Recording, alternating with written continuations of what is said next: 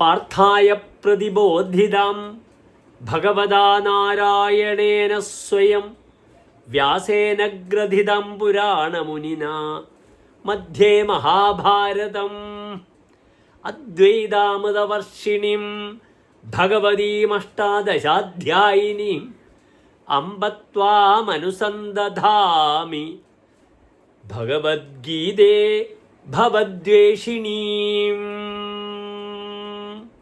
പ്രിയമുള്ള പ്രേക്ഷകരെ, ഞാനിന്ന് ഭഗവത്ഗീതയിലെ ആദ്യത്തെ ആ വന്ദന ശ്ലോകമാണ് നിങ്ങളുടെ മുന്നിൽ ചൊല്ലിയത്. എന്തിനാണ് ചൊല്ലിയത്? നാം ഇവിടെ ചർച്ച ചെയ്യുന്നു നിങ്ങളുടെ വാരഫലം. ഈ വാരഫലത്തിൽ ഇന്ന് നാം ചർച്ച ചെയ്യുന്നത് 2025 ഡിസംബർ 1-ാം തീയതി മുതൽ 7-ാം തീയതി വരെയുള്ള ഒരു വാരക്കാലത്തെ ശുഭാശുഭ ഫലങ്ങളാണ്. അതായത് 1201 വൃശ്ചികമാസം 15-ാം തീയതി മുതൽ 21-ാം തീയതി വരെയുള്ള ശുഭാശുഭ ഫലങ്ങളാണ്. ഇന്നത്തെ ഈ വാരത്തിലെ ഏറ്റവും മികച്ച ഒരു പ്രത്യേകതകളുണ്ട് ഈ വാരത്തിന്. ഒന്നെന്താണ്? ഭഗവത്ഗീതാ ദിനമാണ്. ഡിസംബർ 1-ാം തീയതി ഭഗവത്ഗീതാ ദിനത്തിൻ്റെ ആരംഭമാണ്. എൻ്റെ പ്രിയപ്പെട്ട പ്രേക്ഷകർക്ക് ക്ലേശങ്ങളൊക്കെ മാറിപ്പോകാനുള്ള ഒരു കരുത്തും ക്ഷേമുഷിയും ഉണ്ടാകട്ടെ എന്ന് പ്രാർത്ഥിക്കുന്നു. അങ്ങേറ്റം വിഷാദഭക്തനായ യുദ്ധത്തിന് തയ്യാറായ മഹാസാരഥിയായ അർജുനൻ തൻ്റെ ബാന്ധവന്മാരെ കണ്ട്, തൻ്റെ മുത്തശ്ശന്മാരെ കണ്ട്, തൻ്റെ പിതാക്കളെ കണ്ട് തേർതടിൽ തളർന്നിരിക്കുകയാണ്. ആ സമയത്ത് കൃഷ്ണൻ കൊടുത്ത ഒരു ഒറ്റമൂലിയാണ്, ഔഷധമാണ് ഭഗവത്ഗീത.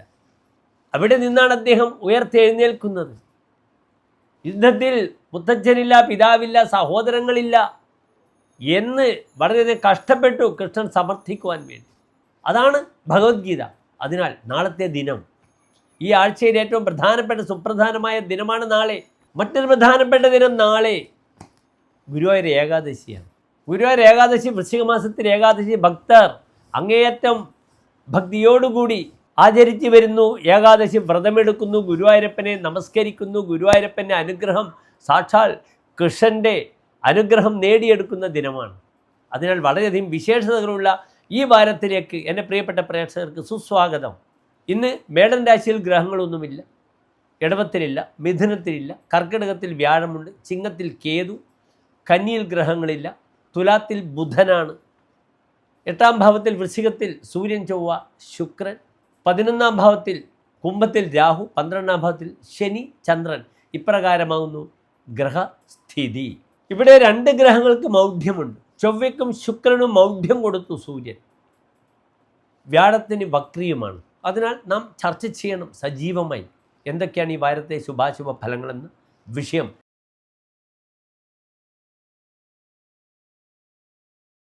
മകമൊരു മുത്രം നക്ഷത്രത്തിൻ്റെ ആദ്യത്തെ 15 നാഴിക വരുന്ന 2.25 നക്ഷത്ര സമൂഹം. ഇവിടെ ചിങ്ങൻ രാശിക്കാർക്ക് രാശിയിൽ കേതുവാകുന്നു, 3-ൽ ബുധനാണ്, 4-ാം ഭാവത്തിൽ സൂര്യൻ, ചൊവ്വ, ശുക്രൻ, അഷ്ടമത്തിൽ ചന്ദ്രൻ, ശനി, 12-ാം ഭാവത്തിൽ വ്യാഴം. പലപ്പോഴും ശാരീരിക വിഷയം അങ്ങേറ്റം ശ്രദ്ധിക്കേണ്ടുന്ന സമയമാണ്. ഭാര്യയ്ക്ക് രോഗമുണ്ടാകും, ഭാര്യയ്ക്ക് തീ കൊണ്ട് ബുദ്ധിമുട്ടുണ്ടാകാം, ഭാര്യാഗൃഹത്തിലായാലും ഭാര്യയും ഗ്യാസ് കൊണ്ട് കളിക്കുമ്പോൾ ശ്രദ്ധിക്കണം. ഭാര്യയ്ക്ക് അപകടങ്ങൾ വരാം. തനിക്കും മദ്യപാനം കൂടുതലുള്ള വ്യക്തികൾക്കൊക്കെ ലിവർ സിറോസിസ് വന്ന് ഡോക്ടറെ കാണിക്കേണ്ടുന്ന സമയമാണ്. ഇപ്പോൾ മദ്യപിക്കണമെന്നില്ല ലിവർ സിറോസിസ് വരുവാൻ. വറുത്തത് പൊരിച്ചത് ധാരാളം കഴിച്ചാൽ വലിയ ബുദ്ധിമുട്ടാണ്. പഴകിയ എണ്ണ ഉപയോഗിച്ചുള്ള ഭക്ഷണങ്ങളൊക്കെ തന്നെ ലിവറിനെ നശിപ്പിക്കുന്ന ഒരു സമൂഹത്തിലാണ് നാം ജീവിക്കുന്നതെന്ന് അറിയുക. ധനപരമായ വിഷയത്തിൽ ചില നല്ല കാര്യങ്ങളൊക്കെ സംഭവിക്കാം.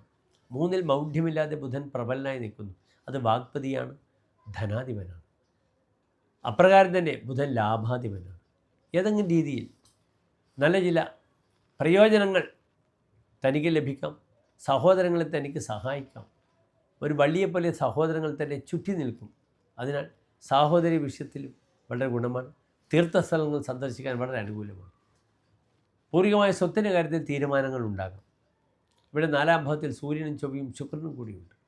അതിനാൽ പൂർവികമായ സ്വത്തിൻ്റെ വിഷയത്തിൽ നല്ലത്. അപ്രകാരം തന്നെ പൈതൃകമായി മോക്ഷം കൊടുക്കേണ്ടവർക്കൊക്കെ തന്നെ മോക്ഷം കൊടുക്കുവാനോ അവരുടെ കാര്യങ്ങൾക്കൊക്കെ ശ്രദ്ധിക്കുവാനോ ഈ വാരം പ്രയോജനപ്പെടും. വാഹന അപകടം ശ്രദ്ധിക്കണം. അസമയത്തുള്ള യാത്ര ശ്രദ്ധിക്കുക. പല സൗഹൃദങ്ങളിലും ചില ബുദ്ധിമുട്ടുകളൊക്കെ വരാം. അനാവശ്യമായ വാഹന സംഘർഷങ്ങളോ യാത്രയിൽ സുഹൃത്തുക്കൾ അല്ലെങ്കിൽ അപരിചിതരുമായിട്ട് ഉള്ള വലിയ തർക്കങ്ങളൊക്കെ വരാം. നിർബന്ധമായും തൻ്റെ ആ ശോഭ ഷോയിങ് ഓഫ് കാരണം ബന്ധുക്കൾക്കും അന്യർക്കും തന്നോട് കലഹവും ശത്രുതയും വരുന്ന വാരമാണെന്ന് അറിയുക. അതിനാൽ ജാഗ്രത പാലിക്കുക. 12 വ്യാഴമാണ്, ഡിസംബർ 5 വരെ. വിഷ്ണു ക്ഷേത്രത്തിൽ വ്യാഴാഴ്ച തുളസിമാല പാൽപ്പായസം വഴിപാടുകൾ ചെയ്യുക. ദേഹമുട്ട് നാളികേരം കൊണ്ട് ചെയ്യണം നിർബന്ധമായും. അപ്രകാരം തന്നെ അമ്മയുടെ ആരോഗ്യ വിഷയവും ജാഗ്രത പാലിക്കുക. എല്ലാ ചിങ്ങൻ രാശിക്കാർക്കും ശോഭനമായ നല്ലൊരു വാരത്തെ പ്രാർത്ഥിക്കുന്നു. നന്ദി, നമസ്തേ.